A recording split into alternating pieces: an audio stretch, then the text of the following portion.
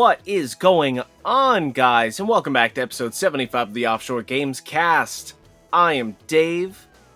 And I am Dylan. Damn, I kind of cut you off there. Were you going to introduce me again? No, I'm just saying we're just here. We're here and present today. Oh, so it's like attendance in school. Yes. Did you yell penguin? Was that something someone did? Sometimes. Specifically penguin? Yes. That's why I asked penguin. Why? I don't know. It's just what we did. Only 90s kids remember, dude. I don't know.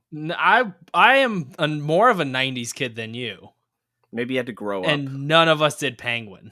Where I grew up. And you don't understand. What, Alaska? Do they have No. penguins in Alaska?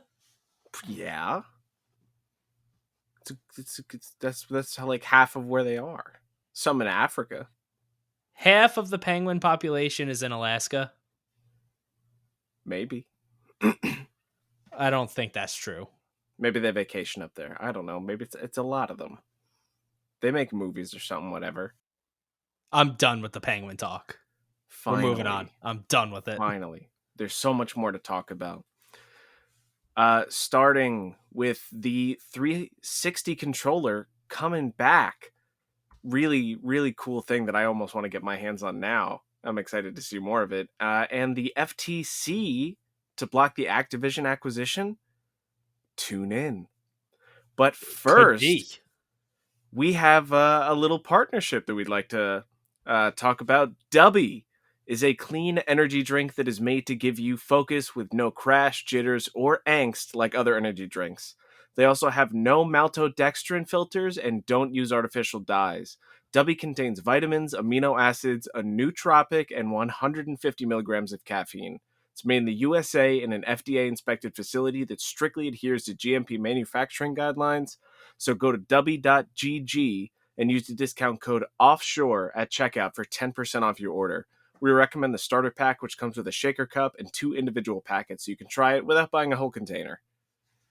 Look at us, moving up in the world, getting little partnerships here and there, helping some other people out, trying something new. Yeah, I actually have a starter kit coming in the mail, so I will give my extremely honest opinion. As probably you should. Next week. Do it. You won't. We're not for sale. No. Well, we're for sale, but our opinions aren't. Yes. Take our bodies. Yeah, that part's for sale. As long as you Yes. leave my brain, I'll go full cyborg. I'm fine with that. I'm a man of no opinions over here.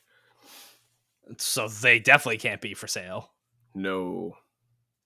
All right. We also have a YouTube video that went up of us voting on the Game Awards through all the categories as a bit of a preview for our Game of the Year, which is coming out a week from today, which is kind of crazy that we're already in Game of the Year season again.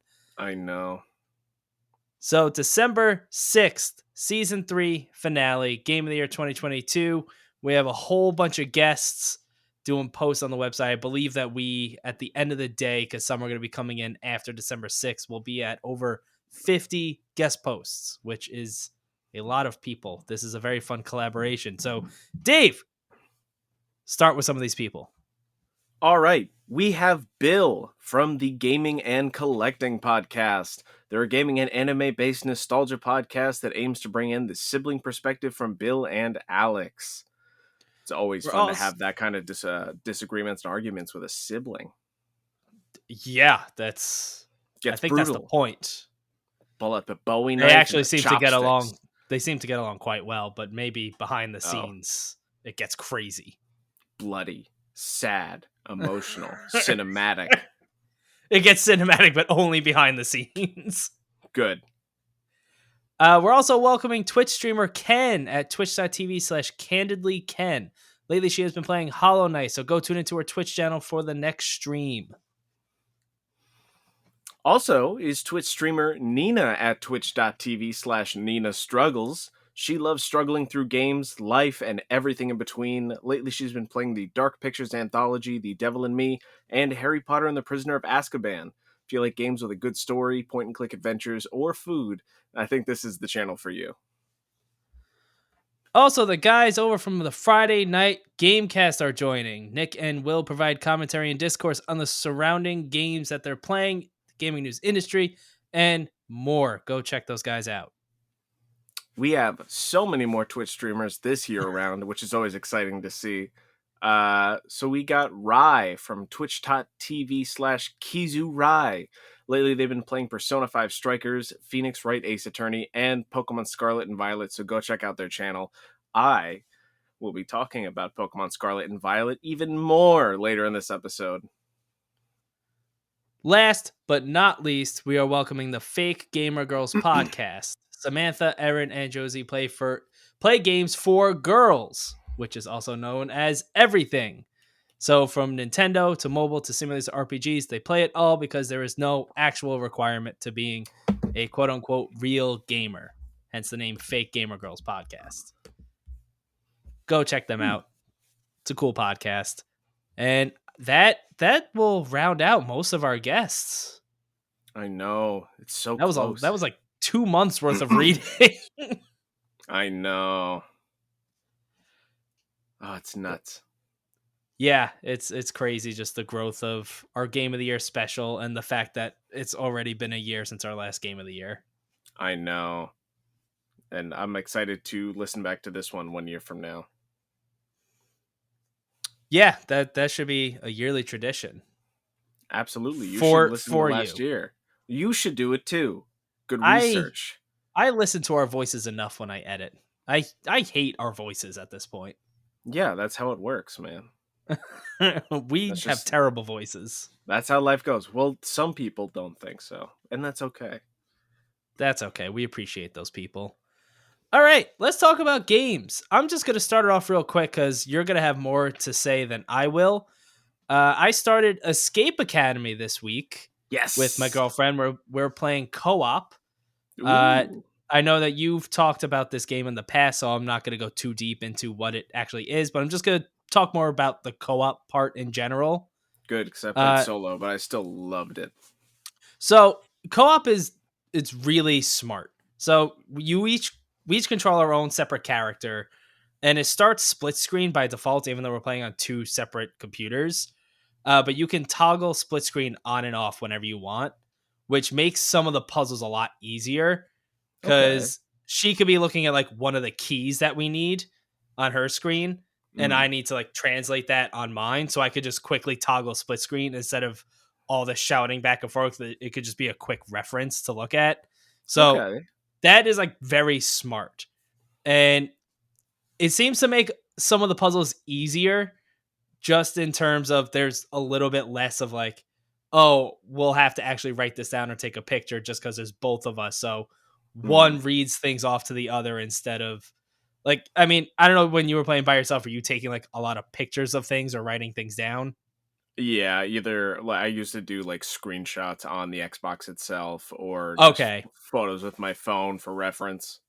Right, because otherwise it's a lot of running back and forth. So it makes that a lot things easier. Over and over very fast until I try to get it wired in my head. Oh, you do that thing? I just repeat it over and over, and even as I'm walking, I'm just like blah blah blah blah blah blah blah. Yeah, I get that. I've done that. Yep. So I don't know. You tell me if you had this or if this is maybe just a co-op thing.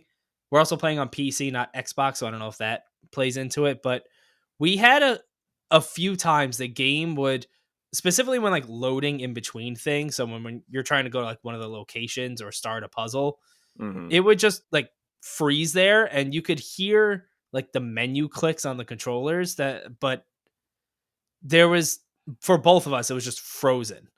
And the only thing we could do is physically quit out of the game, and then both of us start it back up again. And this happened multiple times. And it's actually, when we were playing that night, that's why we stopped, because we restarted the game, tried to go back in, and it would happen a few times trying to do the same thing. So I don't know if you had any loading issues like that. No, not to my knowledge. Everything ran pretty well. Okay, so I wonder if that is just straight up a co-op thing. Either that or PC.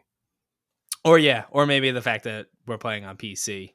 Yeah, that game pretty smoothly, pretty well for me. So like in the actual when we're actually playing it, like there's no frame rate problems, there's nothing like that. It was just that weird freezing thing that would force us to quit the game. So I wonder if yeah, maybe it is just a co-op thing, just being connected to a Hmm. game, something crashes on the game's end where it's hosting it. Probably.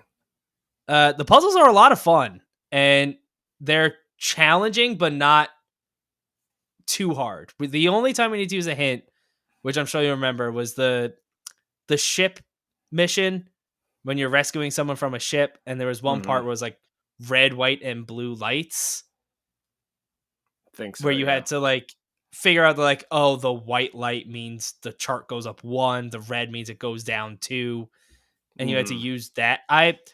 That we struggled with that specific one.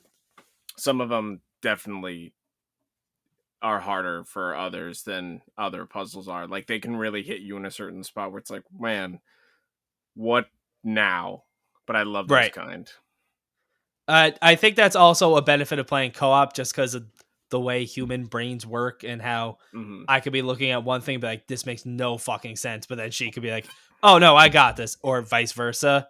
So Yeah, having two brains attacking it also, it's a really fun game. Like this it might be really creeping is. in towards my top 10 right at the end of the year here.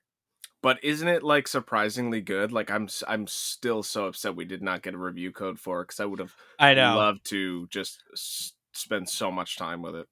Yeah, it's a lot of fun. Like it's also really smart how each escape room is like it's not just one big puzzle, it's so many mini puzzles within each room Hmm. that just make it so much fun. Just like okay, take note of this thing over here, we're gonna need that at some point. I found this item, we have to wait till we see, but it all like it's very rare that you're just sitting there staring at a puzzle because you're constantly moving around doing these like little mini puzzles. Yeah, there's so much to a room, but it Yeah. can go by very fast if you do get on a good in like you're in the zone, you get on a good roll.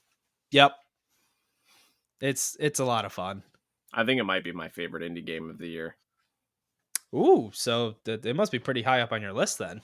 It really took a good spotlight for me. I loved it. All right, Dave. Now talk about what is probably your game of the year.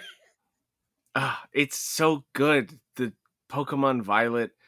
I have not played a single thing else besides like some Marvel Snap at night and in the morning. It's just been Pokemon Violet over and over and over. 66 and a half hours I've put in, which is about the same time as I put into Arceus since release. Has just been in these past like 10 days. And it's just if only I saw a video of it running at 60 frames for a mod, and it almost hurt to watch. Yeah, I saw that headline and I'm just how do you mod your Switch? Either that or like an emulator on PC and just Oh, using it's something like that. okay. It's probably Yeah. that. But still, it was so weird to see because after so long, you get so used to the bad technical Yeah. problems and the slowness. It's too addicting and too much fun. It copies up enough of Arceus's mechanics, but even that going back to the normal catching of just getting into a battle and catching it has been updated to a point where it's snappy and fast enough where you could just continue on, see another one, and just have your journey throughout the entire region. And it never got boring for 1 second. I mean, I think that's probably at least pre-release was my biggest concern was going back to that combat style really slowing down the experience of Hmm. everything. It definitely didn't feel nearly as slow as something like Sword and Shield, which I played recently. Okay, that's good. Yeah, it's much more dynamic. It's a lot more fun, and I just like these starters in general. They're better. I don't even remember what Sword and Shield starters were. It was a Sobble, um, uh, Grookey, and Score Bunny. Oh, right. Score Bunny became like a soccer player, right? Yep. Okay, yeah. That's Yep. that was a choice. Yeah, this gen is better, especially with uh Foy and Skeledirge. They're cool names. I like They are. Skeledirge. I Yeah, don't even know what Skeledirge looks like, but I like the name. he's on all fours. He is the least fuckable looking one of the bunch. I well, that's good, I guess. Yeah. No, yeah, I think so. He's been my main man. I think I got him up to either level 91 or level 100. I have a Luxray who's level 100 right now. Is that Um, item 100's got to be max, right? yeah, it's always been for a Pokemon game. Okay. I have completed everything. All the gyms are done. The Titans have been taken out and caught. The Team Star bases have been defeated, and that storyline completely finished. And after 66 and a half hours, have caught every single Pokemon and completed the Pokedex. I think my biggest question for you would be how does the story does it feel like there was any sort of advancement in terms of a Pokemon narrative here? I think this story was much more entertaining than the previous game. I liked these characters more, and like the region with the Paradox Pokemon specifically being a part of the story, and the end game mission was awesome. The music was great. It was just a nice, immersive, cool hour-long mission, and it was a lot of fun. And very excited to see the DLC of this game when it comes out. Okay, hour-long mission sounds cool and epic. It was awesome. It was a lot of fun. The music was incredible. You just kind of go, and this is where you start seeing more of the Paradox Pokemon in like the middle crater that has been like forbidden the entire game. You finally get to go in, and it's gorgeous. It's super long. You go underground, and this cool story mission just kind of plays out. Does the game perform better in areas like that when it's not like all big open world area? Definitely better in some cases, especially when there's also like weather effects. It'll start to struggle. Oh, Uh, okay. it's much better in handheld than if you have a better TV, because even older TVs will have it run poorly. Okay. I mean, I have found in general that games just on the Switch seem to look and run better in handheld mode across the board. Yeah, this one definitely does. I've noticed complete differences picking it up in the morning just to use in my hand versus picking up the controller. Okay, so when I play this, you're saying definitely do handheld mode then. Yeah, I still think the TV is the more fun way to go since we've been waiting for a big scale Pokemon game on the big screen for years now. And I feel like Sword and Shield was only the like dipped its toes into that water. And this is that really that adventure. And I love the three storylines and whatever they are gonna do like that in the future. Well, hopefully, I'm very curious about whether or not they're going to actually patch anything with this game because that feels a very not Nintendo like thing to do to actually address these types of things. They have the technology and the ability to, so they better. They have no reason not to. Yeah, And especially with the DLC coming out, it better come with an update to make the game run better. you would hope so. It better. They I mean, fucking it's not better. gonna. I'm gonna play it regardless. Like I just from Hmm. by all accounts and basically everything you've said, like it's otherwise a really good game. It So really is. I'm gonna play it, but I would like that patch to happen. Yeah, because it is fun. I've This is like the most I've had like fun with a story and like oh these are funny moments. Like this is stupid, but it's fun. Like I've had the most enjoyable time with its narrative in a Pokemon game in a while. I have Yeah, really because I not mean, cared. yeah, traditionally Pokemon. I mean, I'm sure someone does, but at least I would play a Pokemon game and be like, the story. It's like the last reason why I'm there. Yeah, sometimes it can be very convoluted as well. Yeah, it gets weirdly complicated and but at the confusing same to the point where I time, was like, like whatever. extremely childish. Like I Yeah, remember, was it Team Skull or whatever from Gen 7, and they would just the greatest beatboxing. team. Yeah, your favorite.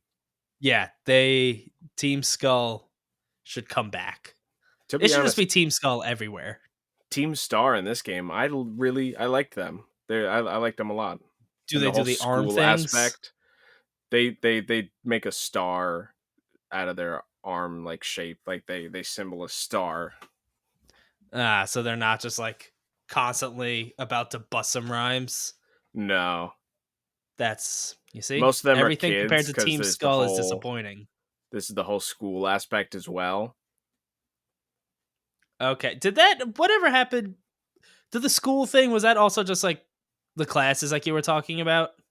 Yeah, so you get like there's like 7 different classes that have a midterm, a final, and about 6 classes you just go to and like answer questions and learn something for the midterm and the final, and then at the end you get like rewards or little candies and or possibly even Pokemon.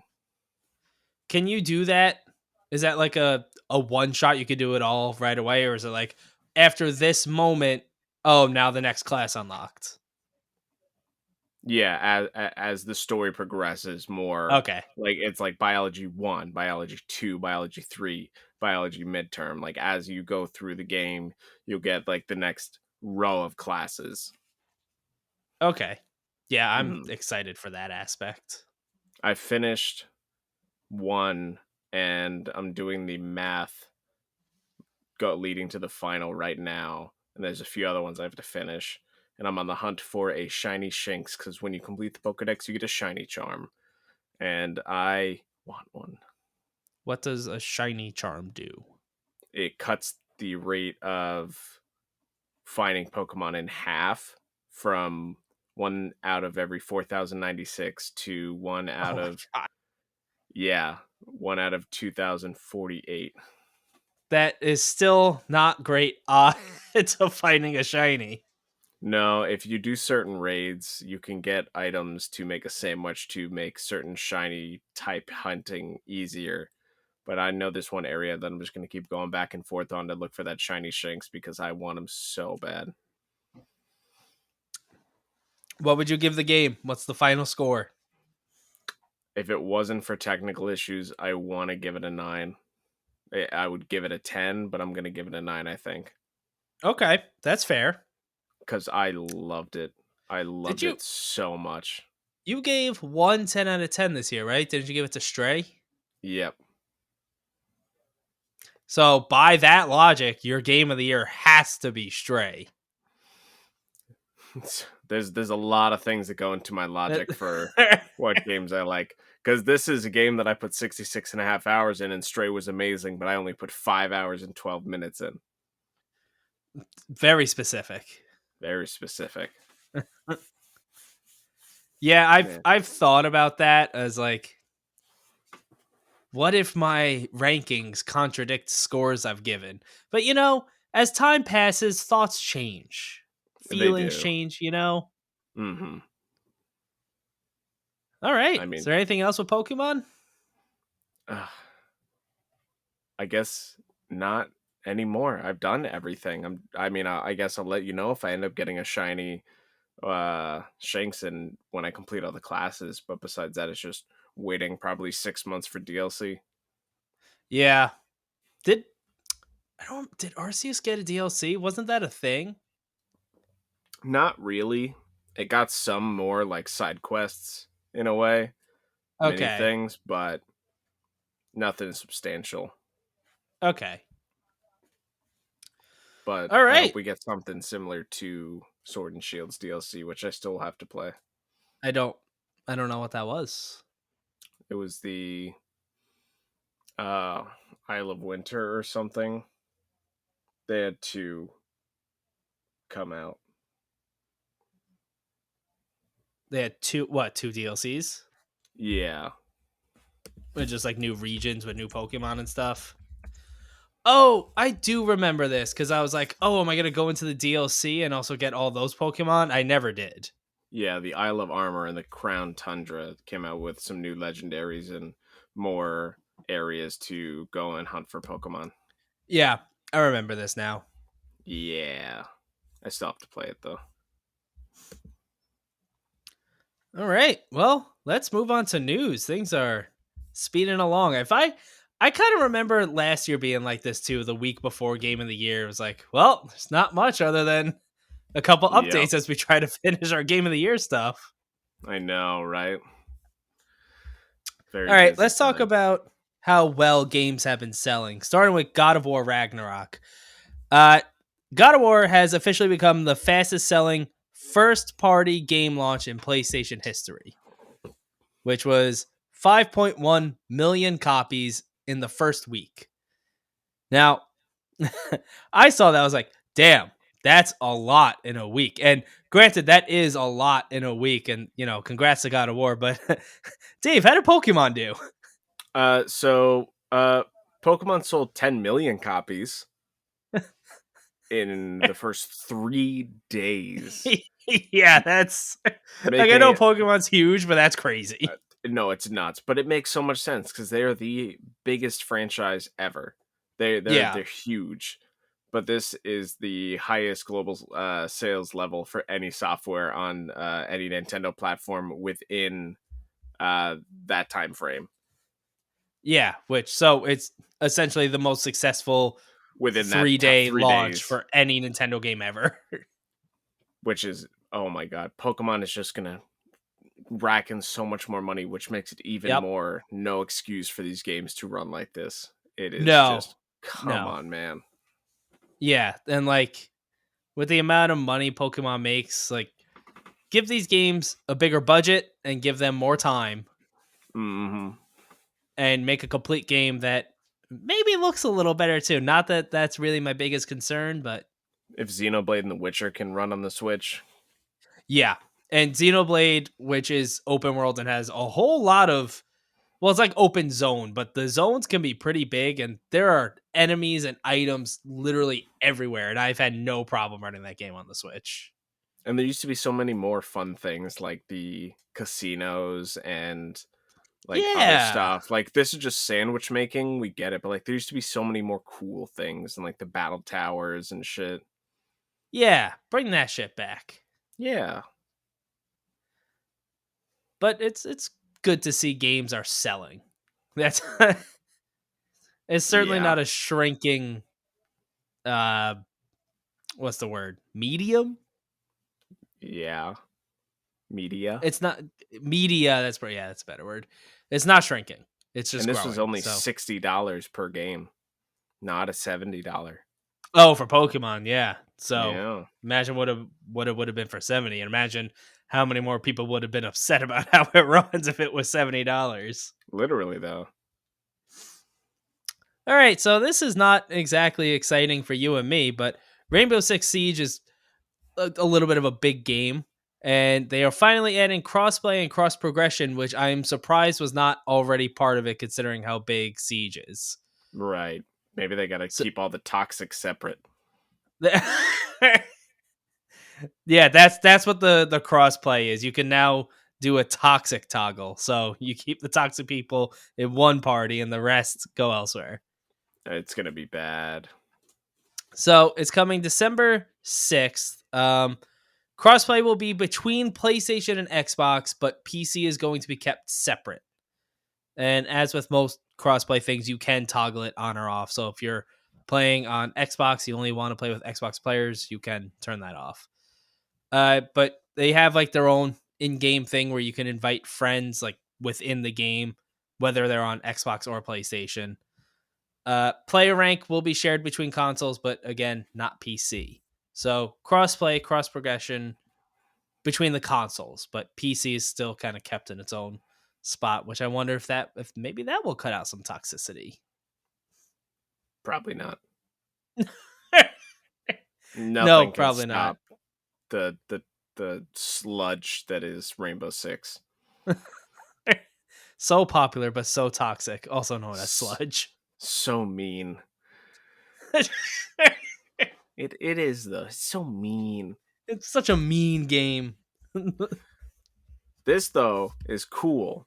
The 360 controller is officially coming back, being made by Hyperkin. It's officially licensed and will be known as the Hyperkin Xenon, named after the codename of the 360.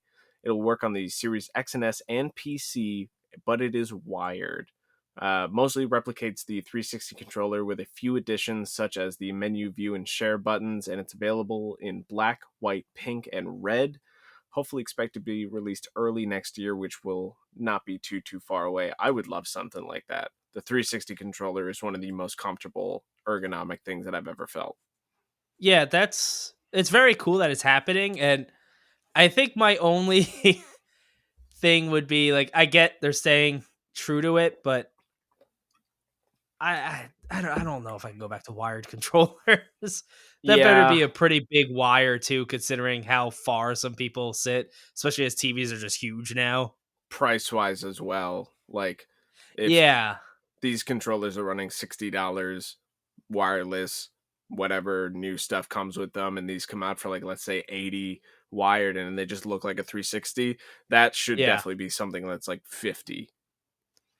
yeah. So there was no pricing out there yet, so we'll see. But otherwise, that is Hmm. very cool.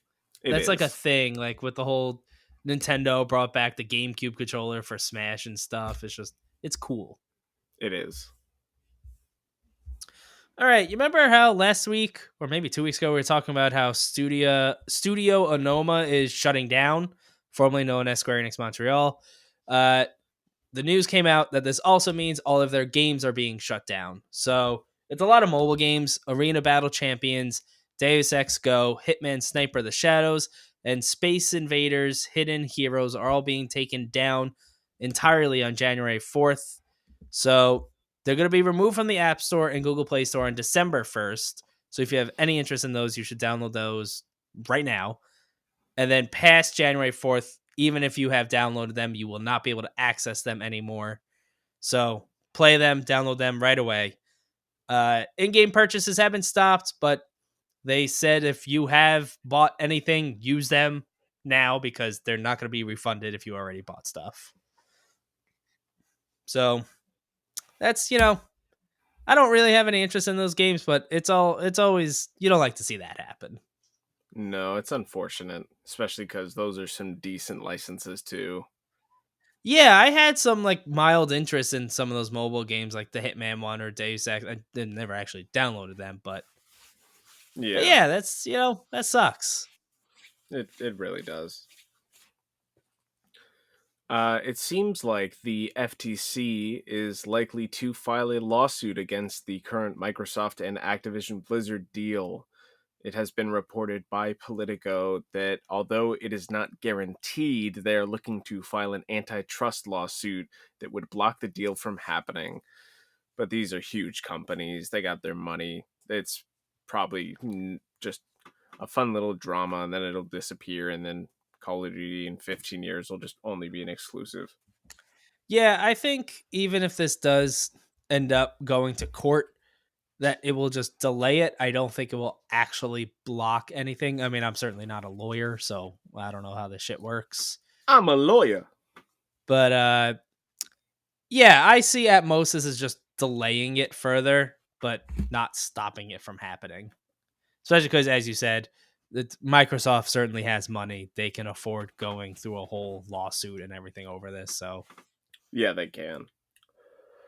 but we'll keep our eyes on that. We'll see. Because imagine this will be like the first big acquisition that is like, That yep, it's wouldn't go happening, and then through. suddenly it's like, nope, not Yeah, happening. it's probably happening. It's probably happening. Yeah. All right. They announced a second Nintendo Direct for the Super Mario Brothers movie. It is today, the day this episode comes out, on the 29th at 5 p.m. Eastern. I do like that they clarify there will be no video game news whatsoever at this thing. It's just gonna be the second trailer for the movie. So I guess we'll hear more Chris Pratt as Mario and see if that's any better than what was initially shown. Bowser, what's going on here, bro? And then it's Jack Black just killing it as Bowser. Dude, Get out of here. I also wondered, a lot of people were talking about how it's maybe more musical than expected, so I wonder if they're going to show any of that Ooh, stuff. that'll be interesting. Maybe I'll We'll enjoy it see. more then. As long as Chris Pratt isn't singing. Yeah. We have a little Starship Troopers announcement. A new game called Starship Troopers Extermination being developed by Off-World Industries. It's going to be a 12-player PvE FPS for PC, coming out early access 2023, featuring large-scale battles. I am a big fan of Starship Troopers, so I'm curious what that's going to end up being like. I am not a big fan of Starship Troopers. It's also not entirely my style of game, so. Hmm. But that's cool. I like them. I like licensed stuff in gaming happening like that, so. I cannot wait for the RoboCop game to come out. Oh, yeah, I forgot about that. I'm so excited for it. Is that supposed to be 2023? I believe so. That's cool. I don't even care about RoboCop. That's cool. Yeah. And we're getting the other Terminator game as well. Yeah. All right. We are just blasting through this episode because that's it for news. There was not a lot this week. No, there isn't. But we do have some fun notable game releases coming up, and one that I cannot wait for. Starting off with Warhammer 40k Darktide, coming out November 30th, 2022 on Xbox Series X and S and PC. I do want to play this one, but I do not think I'll have Yeah. the time. No, but those games, they're, I'm not crazy about them, but they're fun for a little bit. So, Yeah. all right, now this starts the the December 2nd game, starting with Marvel's Midnight Suns. It's coming out on PS4, PS5, Xbox One, Xbox Series X and S, Nintendo Switch, and PC. So literally everything. And I guess that's also a good moment to just re-specify that our specific game of the year is from December through November. So these games coming out on the 2nd will be eligible for our 2023 game of the year. And one of them for me might be. I could see it.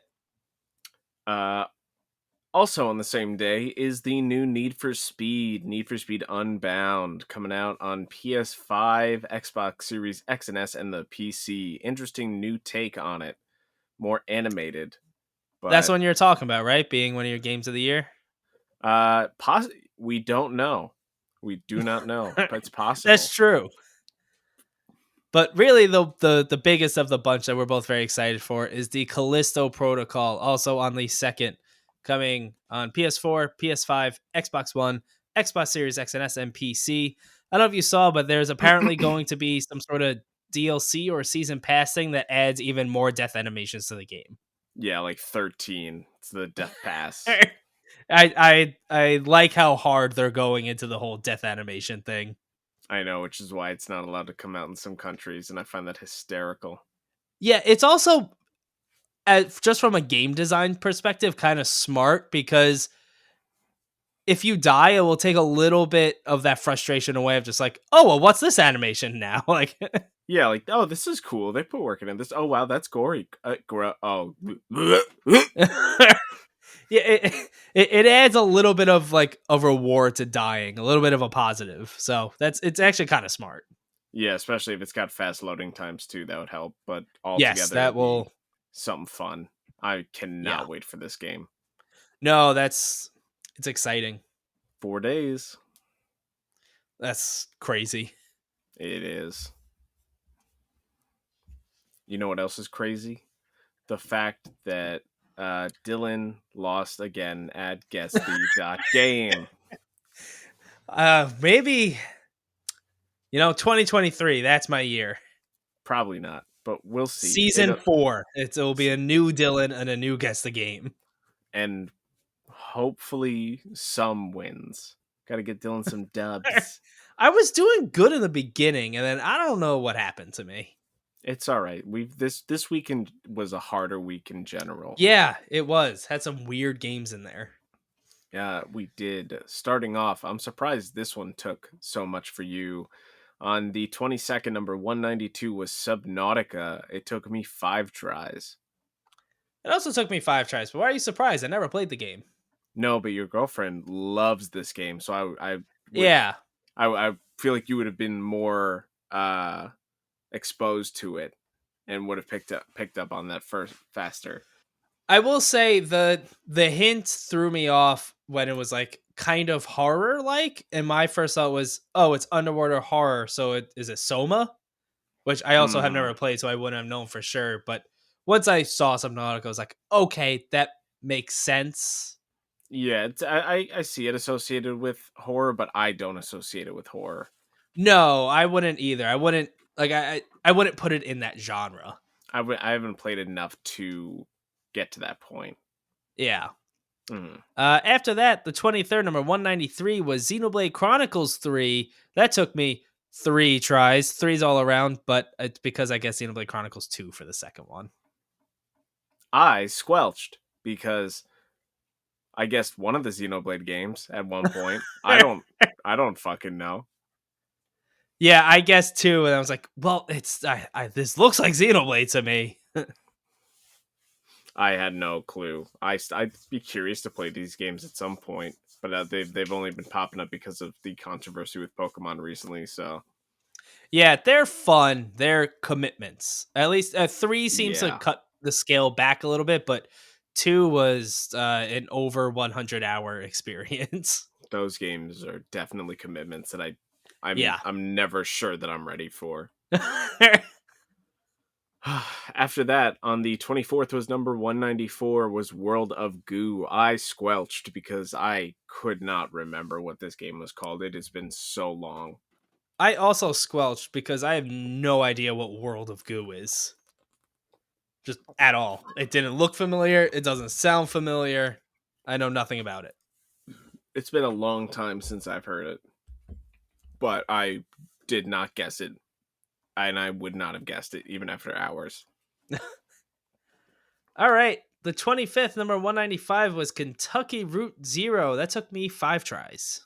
Took me 3. This is a game I've wanted to play for a while. Yeah, it's one of those that kind of got lost in the shuffle for me, and it's now like, when will I ever actually go back to play it? But it seems Yeah, cool. it really does. On the 26th, number 196 was Blasphemous. That took me 1 try. How I squelched. I have no idea what this game is. How did you get that in 1 try? I played it recently. Oh, This did you is talk like about it on the podcast? this is like the 2D Metroidvania Dark Souls. Yeah, that didn't. I guess that just didn't stick in my head at all. Apparently not. It's been very popular. We've talked about it. Its sequel getting announced as well. Well, you know how my brain works. I know. I I know. absorb information for like 2 seconds. I understand. But On the 27th, number 197, Life is Strange. That took me 5 tries. took me 4. I could not figure out what it was, and then I saw a certain screenshot, and I was like, oh, Yeah, even as someone who has not played that first one, once I saw uh, the main character in the fifth one, mm-hmm. and I was like, oh, it's Life is Strange, I probably should have gotten that quicker. Yeah, I'm still mad at how long it took me to get to play the first one because I had it for a while. But those games are so fucking good. I know. I want to do it. Someone give me more time. Literally, though. And wrapping it up on the 28th, number 198 is Getting Over It with Bennett Foddy, the big fun streamer pissed off game. I squelched because I could not remember the name. I also squelched once I was looking through the pictures. I was like, I've seen this game, but yeah, for the life of me, I would not have remembered the name of it. Yeah, don't keep up with it enough to remember. But that ends it off. Dylan had 39 and I had 34. Which, yes, you did beat me again, but overall, that was A hard week. those are not good scores for us. No, I'm The still only waiting time we've for 7. I want a 7 weeks so bad. yeah, that I don't know if that will ever happen. I But want it. the the only time we've had numbers in the 30s were like low 30s, and it's when the scheduling got messed up and we had to record on different days, so there were extra games in there. True. This was a tougher losery week for us. Yeah, there was a couple losers. But call me loser. Loser. Call me loser. Uh, Uh, some things will stick in the brain forever. forever. All right, that's it. Today's Monday. It's the calm before the storm of Game of the Year. That it is. That's going to be a long episode. That's, It really is. we're going to have to buckle in for that one. I know. It's gonna be. I'm gonna be flung around. I'm gonna be bouncing off the walls. I'm gonna be screaming. I won't be screaming. Maybe we'll talk off air, but maybe that's even.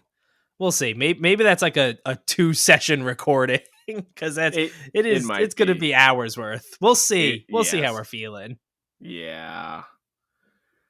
But December 6th, that will be our episode going up. We'll be naming official winners of all of our categories, and a whole lot of guest posts are going up on December 6th. So keep your eye out for that. It's exciting. We have a lot of fun guests that Yes, we hope to do more collaborations with, and just in general. So we'll see. And check out more of our stuff on YouTube. We got a bunch of attention on our most recent episode talking about Pokémon Violet, which was awesome to see. Yeah, that was cool. And you'll see next week, but we're gonna start having some actual video in our content now. So yes, we will. If you prefer watching faces move instead of just listening to podcasts, you'll have that option. And we have backgrounds. Whoa! Believe it or not, there is things existing behind us. And teeth. Not behind. Well, maybe. Are there any behind you? Somewhere. I mean, I guess in the global perspective. You go backwards far enough, you'll hit teeth.